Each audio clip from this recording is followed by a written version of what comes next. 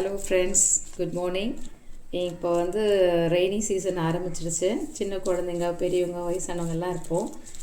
மோஸ்ட்டாக கோல்ட் ஆகிடுச்சுன்னா நம்ம வந்து டோலா அந்த மாதிரி குரோசின் அந்த மாதிரி தான் எடுத்துப்போம். அதுக்கு பதில் நேச்சராக எடுக்கணுன்னா இது வந்து தூதுவளை கீரை. இதில் வந்து முள்ளெல்லாம் இருக்கும். இப்போ தான் வந்து நான் சிசரில் தான் கட் பண்ணிவிட்டு வந்துட்டு இது நம்ம கையில் படாமல் இருக்கணும்னா இது மாதிரி ஃபில்டர் எடுத்துகிட்டு அப்படியே வாஷ் பண்ணிவிட்டு கொஞ்ச நேரம் ட்ரைன் பண்ணிவிடுங்க. நம்மள இது கஷாயமாகவும் யூஸ் பண்ணிக்கலாம், கஷாயம் போட்டுக்கலாம், ரசம் வைக்கலாம். பாருங்கள், இந்த கழுவி வச்ச இந்த இது வந்து கொஞ்சமாக ஆயில் போட்டுட்டு நம்ம இதில் கொஞ்சம் போடணும். தேவை வேறு ரைஸ் மட்டும் போட்டுக்கணும். கொஞ்சம் போட்டுருக்கேன்.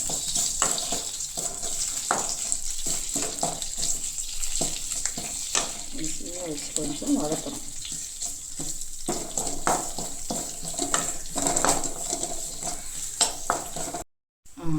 ஃபஸ்ட்டு பாருங்கள், கொஞ்சமாக புளி, ஒரு 2 பேருக்காக நான் செய்கிறேன். கொஞ்சம் புளி, அப்புறமா கொஞ்சமாக மிளகு, ஏன்னா ஆல்ரெடி அதில் புளி இருக்கும். கொஞ்சம் சீரகம், அப்புறமா தக்காளி. நான் வந்து வதக்கி வச்சுருக்க இந்த கீரையை போட்டுருவேன். எல்லாமே ஒன்றாவே போட்டு லாஸ்ட்டில் கொஞ்சம் இந்த பூண்டு, அப்புறம்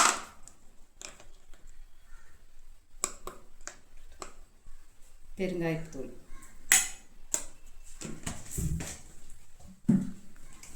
வெந்நீர் இருக்கு, அப்புறம் மஞ்சள் பொடி. ஆக்சுவலி புளி ஊற வச்சுருந்தா நம்ம பண்ணலாம். ஆனால் புளி வந்து ஊற வைக்கல, அதனால நான் இதிலே போட்டு எல்லாத்தையுமே அரைச்சிட போகிறேன்.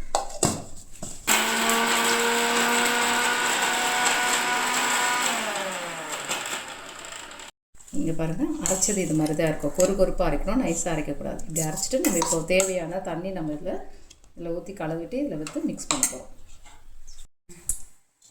கொஞ்சம் ஆயில்,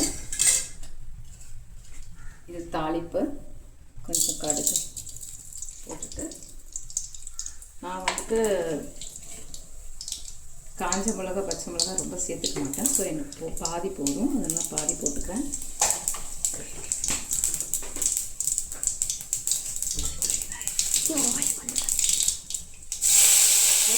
எப்போதும் நேச்சுரலாக போடுற மாதிரி தான். அது போட்டு முடிச்ச உடனே அப்படியே போட்டுக்கலாம்.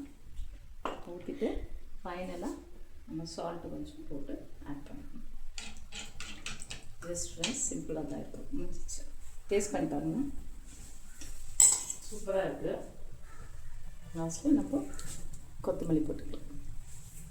இது வந்து கோல்டுக்கு ரொம்ப ரொம்ப நல்லது. வாரத்துக்கு ஒரு முறையாவது இது செஞ்சு சாப்பிட்டு ட்ரை பண்ணி பாருங்கள். இது மாதிரி கொதி வரும்போது நம்ம லைட்டாக இது மாதிரி ரசம் போல தாங்க இது மாதிரி கொஞ்சம் மிக்ஸ் பண்ணி கொடுக்கணும். கொஞ்சம் நாளாக கொதி வரட்டும். ரசம் போல் உடனே ஆஃப் பண்ண வேண்டாம், ஏன்னா அதோட ஜூஸ்லாம் கொஞ்சம் நம்ம வந்து இறங்கணும் இல்லையா, அந்த லீஃபோட ஜூஸ்லாம். அதனால் இதை மட்டும் கொஞ்சம் கொதிக்க வைக்கலாம். ரசம்னா நம்ம உடனே ஆஃப் பண்ணுவோம்ல, அப்படி வேண்டாம். ஜஸ்ட் இப்படி கொதிக்க வச்சுட்டு அப்புறமா ஆஃப் பண்ணலாம்.